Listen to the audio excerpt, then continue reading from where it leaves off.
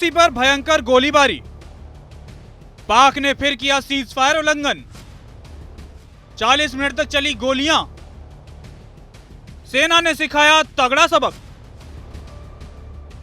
सीमा पार से एक बार फिर पाकिस्तान की नापाक हरकत सामने आई है। एक बार फिर पाकिस्तान ने अपनी औकात दिखा दी और ये भी दिखा दिया कि आतंकिस्तान अपनी हरकतों से कभी बाज नहीं आने वाला। जम्मू कश्मीर में एलओसी पर पाकिस्तान ने अंधाधुंध फायरिंग कर दी। पूरे 40 मिनट तक गोलियों की बौछार की गई, लेकिन भारतीय सेना ने ऐसा करारा जवाब दिया, दुश्मन को हमेशा की तरह मुंह की खानी पड़ी। सेना ने एक बार फिर पाकिस्तान को धूल चटा दी। पाकिस्तान ने एक बार फिर नापाक हरकत कर दी है। उत्तरी कश्मीर के नौगाम सेक्टर में पाकिस्तानी सेना ने सीज फायर का उल्लंघन करते हुए अकारण गोलीबारी की, लेकिन भारतीय सेना ने न सिर्फ संयम दिखाया बल्कि दुश्मन को ऐसा जवाब दिया जिसे वो लंबे समय तक याद रखेगा। शनिवार 20 सितंबर को शाम करीब 5:30 बजे कुपवाड़ा के नौगाम सेक्टर में स्थित तूतमार गली में पाकिस्तानी सेना ने अचानक भारतीय चौकियों पर फायरिंग शुरू कर दी। शुरुआती हमले को भारतीय सेना ने उकसावे की कार्रवाई मानते हुए जवाब नहीं दिया, लेकिन जैसे ही गोलीबारी तेज हुई भारतीय जवानों ने भी मोर्चा संभाल लिया। फिर क्या था, करीब 40 मिनट तक दोनों ओर से जबरदस्त फायरिंग होती रही।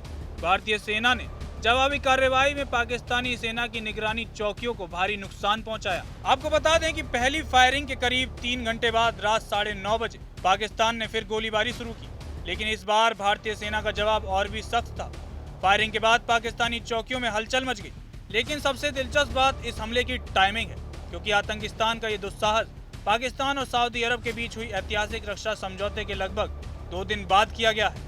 क्या ये सिर्फ उकसावा था या फिर एक सोची समझी साजिश? पाकिस्तान इस डील के बाद ये समझ रहा है कि वो भारत पर कोई हमला करेगा तो सऊदी अरब बचा लेगा, क्योंकि पाकिस्तान के रक्षा मंत्री ख्वाजा आसिफ इस डील के बाद इस तरह बौखलाए कि भारत के खिलाफ जहर उगल दिया, जो कि पाकिस्तान करता ही रहता है।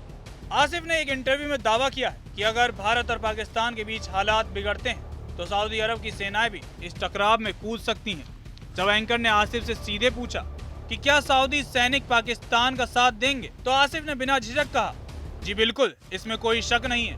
ख्वाजा आसिफ इस तरह का बयान देकर पाकिस्तान को मुस्लिम दुनिया का बड़ा लीडर दिखाना चाहते हैं, क्योंकि इस्लामिक वर्ल्ड में एक वही है जिसके पास परमाणु हथियार है।